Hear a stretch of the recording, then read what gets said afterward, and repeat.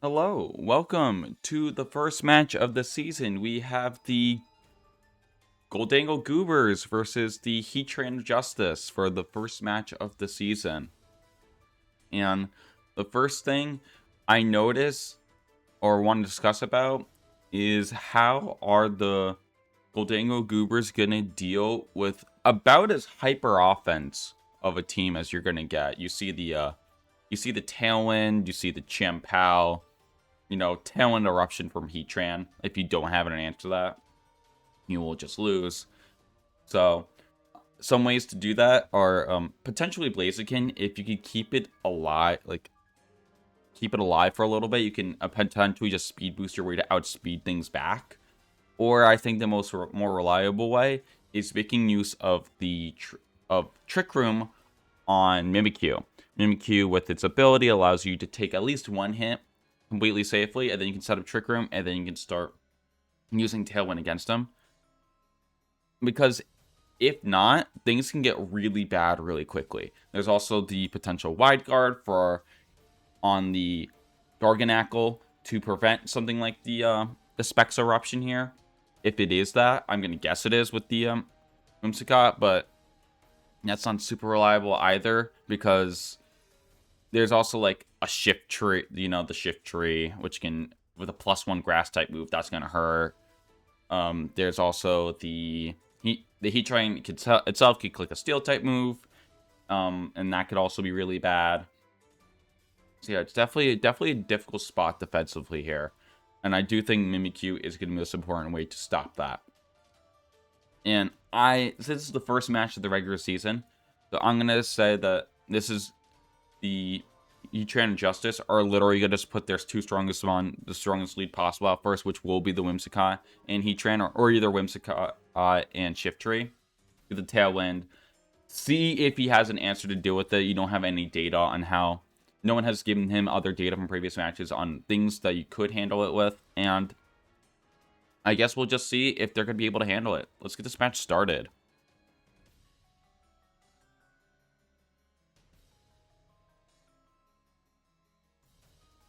Okay.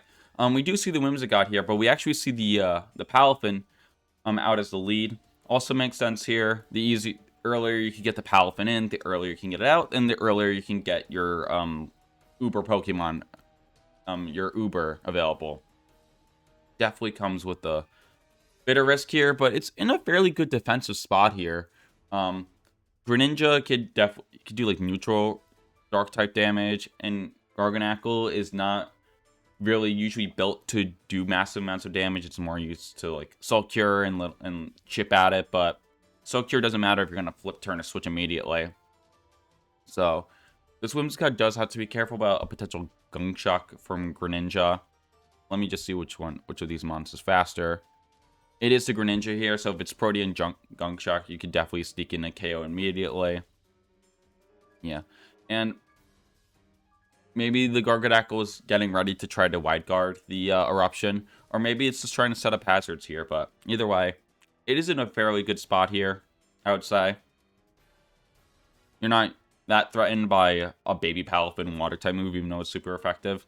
So yeah, if you have, or even an Ice Beam from Greninja, that would also do big boy damage to Whimsicott. Whimsicott being very frail. Could very well be Sash here, though.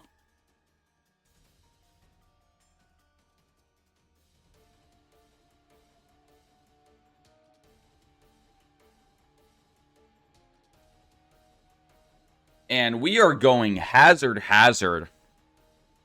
for turn 1. And we do see that the Greninja, it is not Protean, actually. I'm guessing that means it is Battle Bond.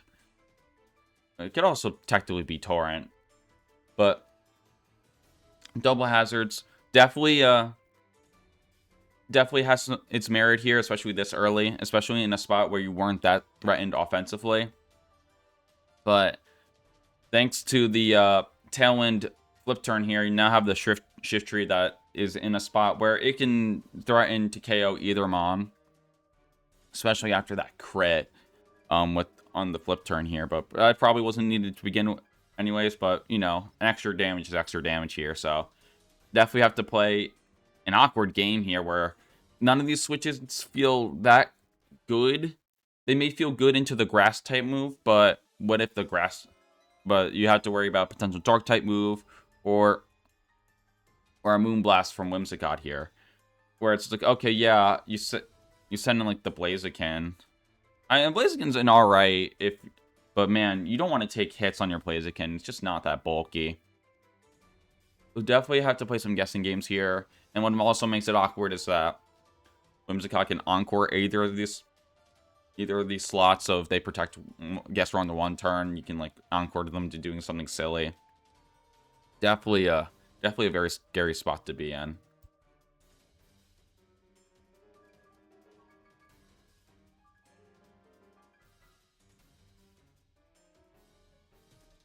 Okay, we see Bullet Seed here.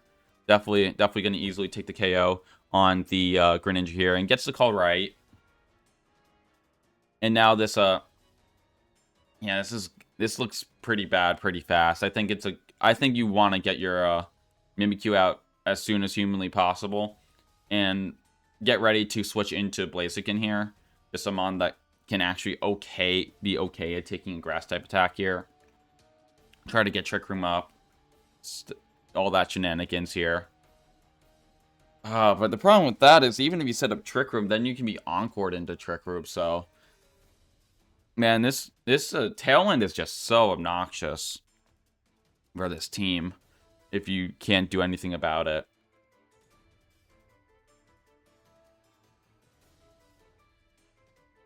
Okay, we're gonna send in the Walking Wake here. Maybe it has some fire type coverage to try to peck off one. Not peck off, because unless it's specs, it's probably not going to KO.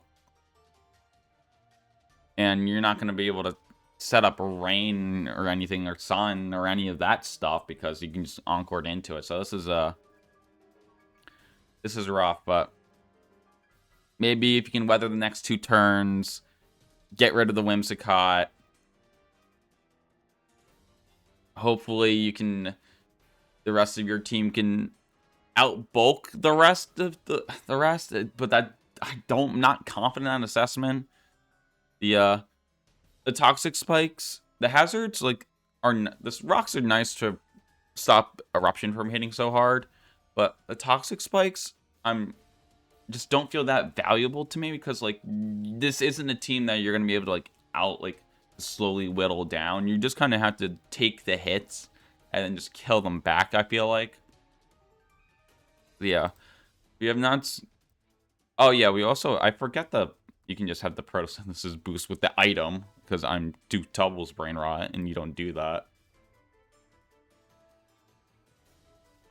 2, 3, 4.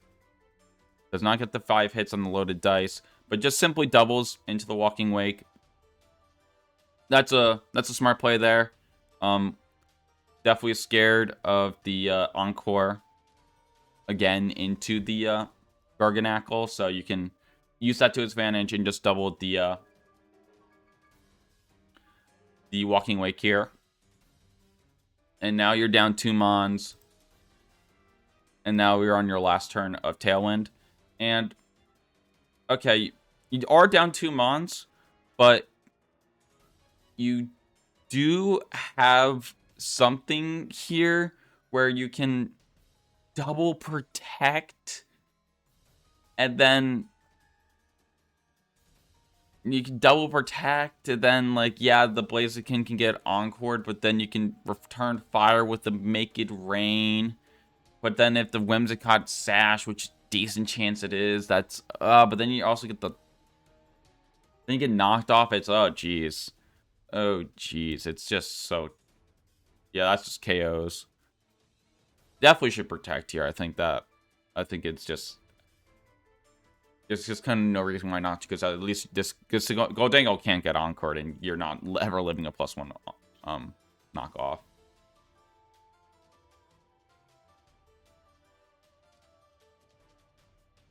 And we do pivot to get the Heatran in here.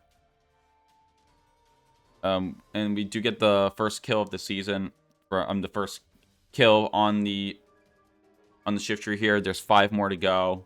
I wouldn't be surprised if I just see the Whimsicott back out immediately, but I can also Palafin's also maybe just send a Palafin here. And now we have the Whimsicott back out here. This is Boots. Okay, I did not expect it to be Boots. Yeah, I can't. Hey, and then the Whimsicott's back out. I imagine some eruption shenanigans is gonna happen right around now. No, there is no. Oh, okay. It was Zoroark. So the Zoroark was Boots. Okay.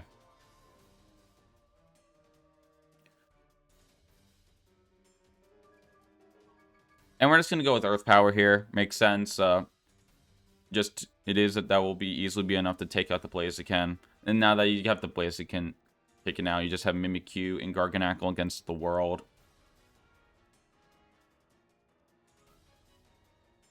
Okay, and this is the the Whimsicott's not Boots. I'm guessing it's Sash here. So if it's Sash, then at least the Sash is gone because of the poison and the rock chip here. And you know if you could somehow KO the Wimp, maybe like if your Life Orb, something, what's it called? A Life Orb Shadow Play Rough can KO the Whimsicott after Spikes and Rock Chip, and then... But then how are you still taking care of the Heatran with its coverage? Definitely rough here. We're just going to Tailwind again. We're not even going to click Eruption, we're Heat Wave. And we do get a dodge here, which is which is very nice because now the substitute is the disguise isn't broken here. So and the Whimsicott is on a timer here, and switching in doesn't feel that great either.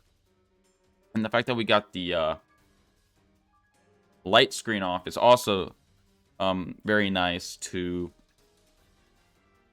decrease this potential damage here. But you are kind of forcing protecting here unless you want to get Encored, so that's kind of rough.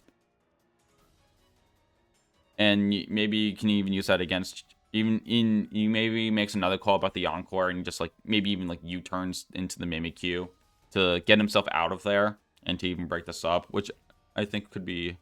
I don't think it's a bad play here at all. But it just goes for the Encore. Yeah, that's another problem. But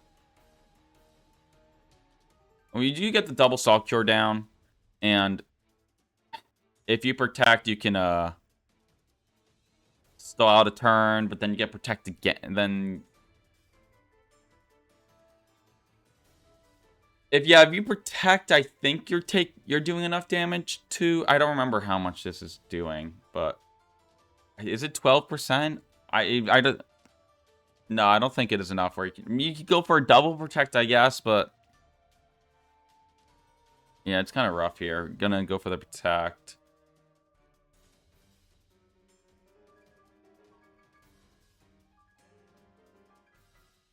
Okay. And now your only play here is to honestly just go for the protect again so you don't get Encored in protect. And if you do that, you might be back in it. The Heatran and the Whimsicott are going to go down this turn. And then with the light screen, you're probably still not beating Palafin and Chiampao, but maybe you have a trick up your sleeves for these Mons. Okay, we're going to finally break the disguise. And we're not going for the Encore onto the Garganacl. Kind of a shock by me. Okay, didn't even... I guess it does make sense where the double protect... Yeah, never mind. Yeah, and I don't... And Mimikyu no ways has a way to deal with the... with all of this. A Palafin that is with a Sword of Ruin. Yeah, that's not great unless you can protect like 12 turns in a row.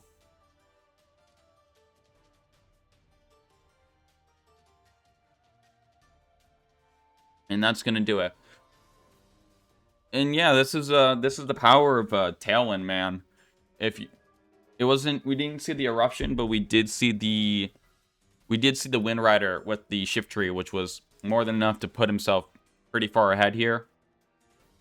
The hazards started to get their value in late, but it was just kind of a bit too late where you had to lose too many mons. You got encored. The oh my god, the Heatran Justice got a couple of reads correct, and yeah, you gotta find a way to weather the super offensive storm here, and I really do not envy whoever plays him next. It could be me, I don't know, but because it's a lot of, you gotta be ready for it. You gotta be ready for just nukes on nukes on nukes. So congrats to the Heatran Justice for getting the first win of the entire season. I'm usually playing week 1, but I'm first, but playing on Friday. But I'll see you guys next time. Bye. All right, so for this season, I'm going to try to do this once a week, but I'm going to do a post-match interview with the winner, and this is the first match of the season. And so I am bringing in the Heatran of Justice. Congrats on the first win out of anyone this season. Yo, thank you. I was thinking that. I was like, this is the first game, and then real quick, if we get into the game, first turn of the first game in the new season, I got a crit, and I think that's really funny. Yes, I did realize that. I'm like, yeah, that flip turn, that did a bit more than it should have done, and I'm like, yeah, I don't think it. Yeah, you're still. Yeah, I don't think it really mattered that much, but great first sign to my season. And it really all is. Downhill from here. All right, so with this draft league, all the mons that were picked in the previous draft were banned, and obviously the mons that you picked last draft would have been like some that you might have wanted to revisit because you're used to them. But were there any particular mons that were banned because of someone else that you're really missing? And how do you feel about this format in general? I know this question was made for me because I know someone else drafted Tyranitar, and now Tyranitar's gone, and that's like my guy. Like, I feel like at least in 3 drafts I have ran a Tyranitar, regardless of if I think like Excadrill is with him or not. I really like Tyranitar, and losing out on that was very tough. On the top of my head, there's not many other mons I could think of before the ruling of like no previously picked mons could be used. I had planned to go into this draft with trying to try as many new mons as I could. So it kind of worked out for me, and I think it did help me because I've had that mindset of like, let me try different mons, and then I still pick Tyranitar because I like to go back to what I know. So getting out of my comfort zone was a little unexpected, but I'm here for it, and I think the team I picked up is going to be an interesting one.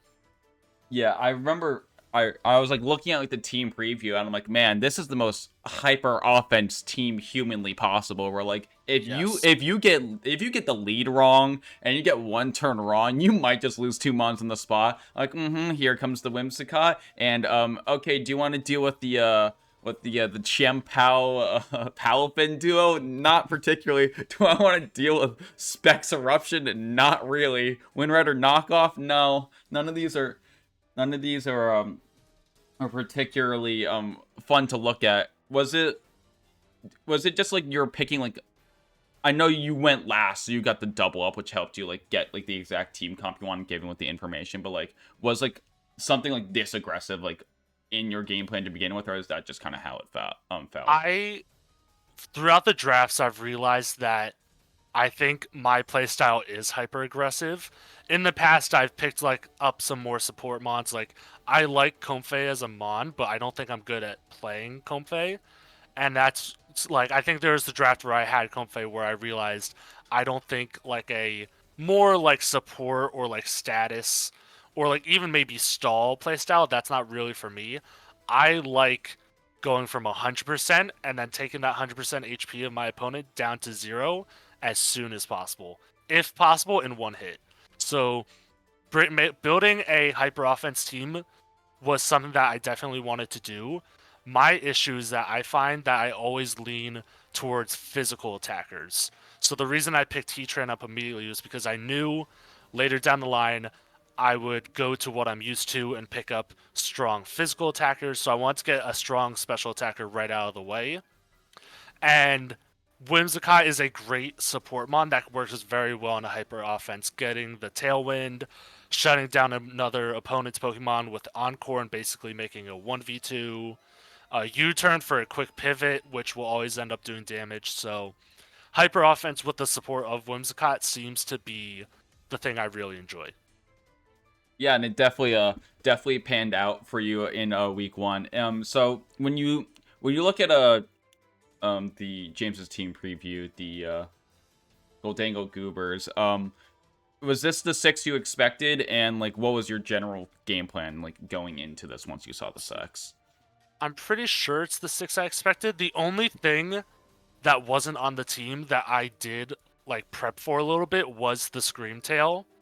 I had realized I didn't fully have an answer to Screamtail with like I had a lot of Pokemon that were like kind of weak to what it did.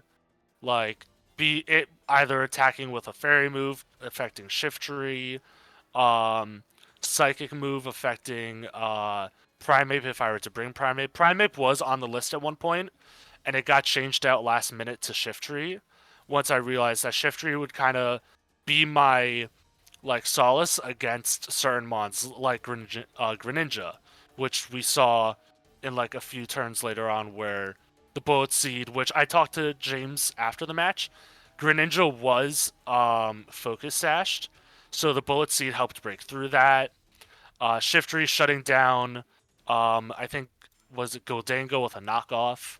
So it was very much an unexpected like kind of underdog mon that worked out for the six that I mainly expected. The Yeah, only one outside of it would have been Screamtail, which I think out of all of them maybe would have replaced Walking Wake in my mind.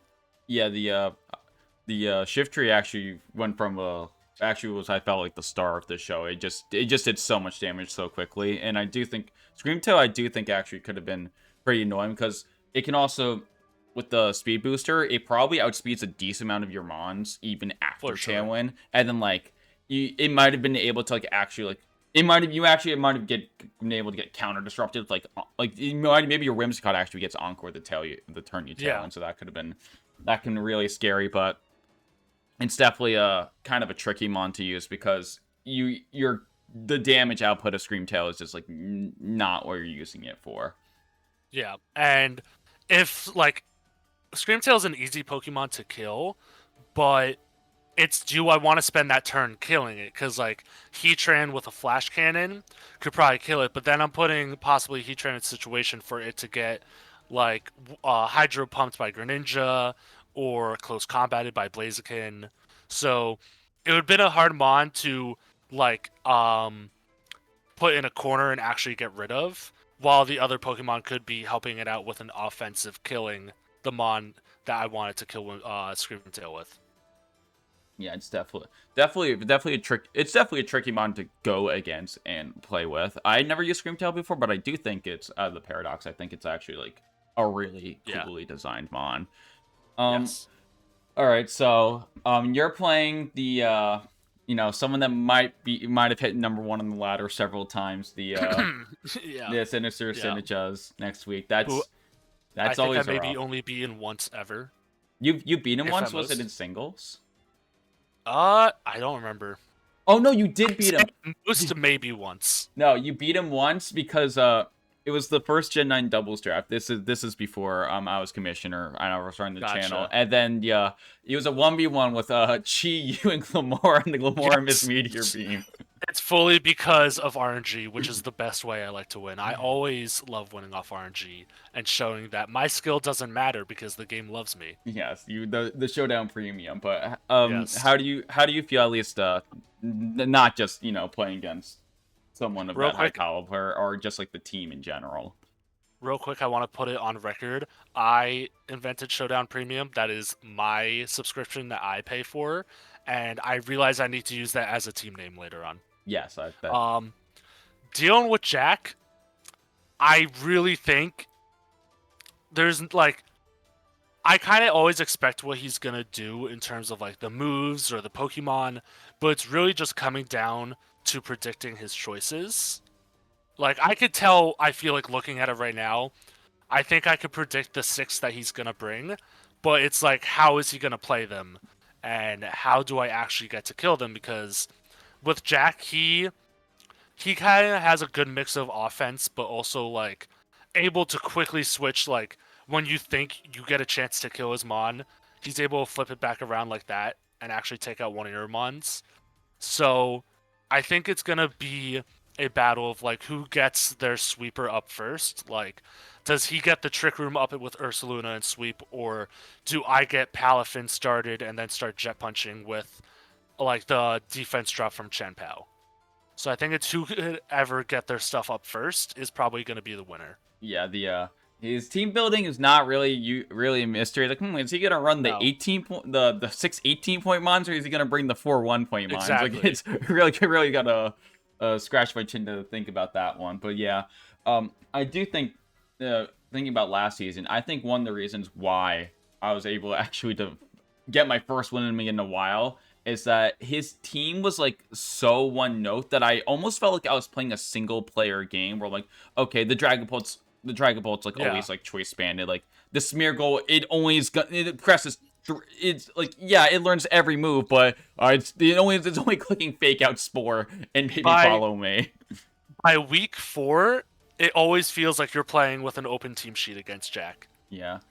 Like if you actually sit and watch his like other matches from like the first like 3 or 4 weeks, you can very reliably make an open team sheet against him. Yeah, and usually, and it still won't help. No, it does not. But I think that's I'm gonna no longer keep you held up. Once again, congrats on your first win, and I'll see. Well, maybe we'll see you again in later the season. You'll see me in finals. Yeah, I love coping.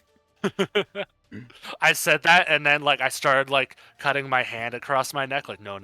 Yeah. All right. See you, bud. All right. Bye-bye.